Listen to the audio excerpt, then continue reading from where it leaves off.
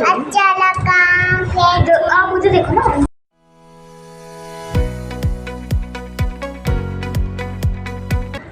जैनब क्या खा रही हो? क्या खा रही हो?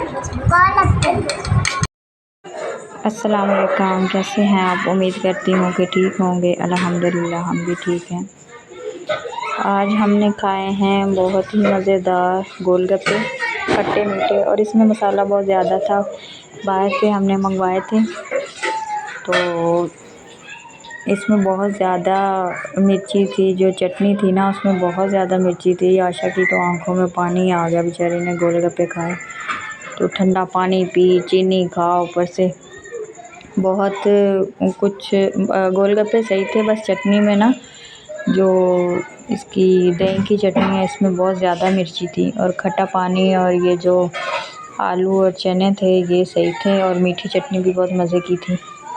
बस इसमें बहुत तेज़ मिर्ची थी, ये जो दही की चटनी है।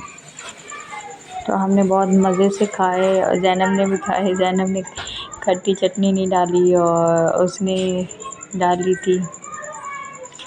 बच्चे जल्दी जल्दी खा रहे थे और आशा ने ये मुझे भी पकड़ा दिया फिलिंग करके। मैंने कहा मैं तो वीडियो बना रही हूँ, आप लोग खा रहे हैं, मुझे भी दे दें भाई, साथ में मैं भी खा लूँ।